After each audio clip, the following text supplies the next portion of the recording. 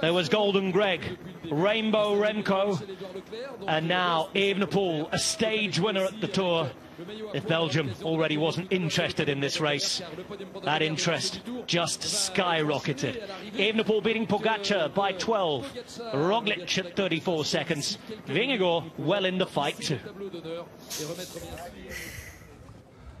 The world champion Remco Evenepoel takes his first stage win at his first Tour de France. He was the favourite coming into today. That will not make this victory any less the sweet, Robbie, because that was magnificent, wasn't it? No, it was not an obvious thing. I mean, a lot of people were saying he is the favourite for the TT, being world champion and everything, but you've got to do it on the day. A week deep into the Tour de France with everything they've already had, the fatigue that's already accumulated. 6 days. The pressure could... It's not quite a week. It always feels like a week for me.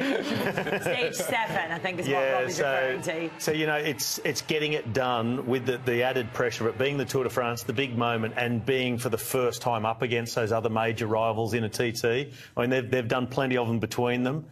They've all won time trials in Grand Tours, and he got it done. You've got to hand it to him. It was a huge ride, even with the problems at the end. Yeah. Can you imagine the nervous moments at QuickStep? Well, we'll get to that in a moment, but what I really liked about his face there, Danny, when we saw that he realised he'd won, he'd been told he'd won, the puff of the cheeks several times over. This is relief. This is a monkey off his back. He's been wanting to get his first stage win. The pressure on the World Time Trial champion today would have been huge, and it's just a case of, job done, I did it, but I know I could do. Of course, being world champion in this discipline, he was the out-and-out favourite coming here today in his debut Tour de France, and he's taken his first victory in this race. It's a huge pressure off his shoulders in the race against the clock. So, yeah, it was a brilliant ride, executed perfectly. And he put the work in, didn't he? Before this was a big goal for him, and it's shown that his form is building throughout this Tour de France. It wasn't the perfect day for him, though, Adam. Talk to me about this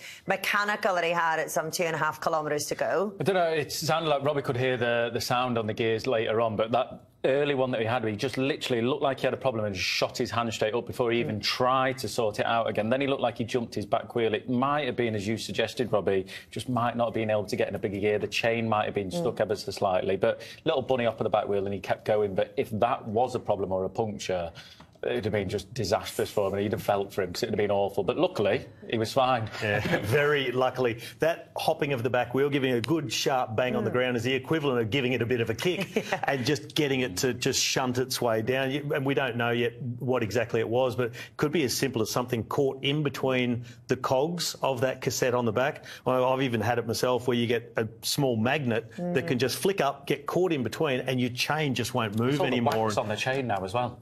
Yeah, the chain waxing could have got a bit sticky by the end, who knows? But what a moment for them. It's just hearts in mouths.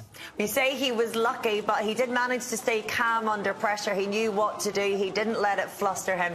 And this then is the moment he rolled into the line with the fastest time on the day.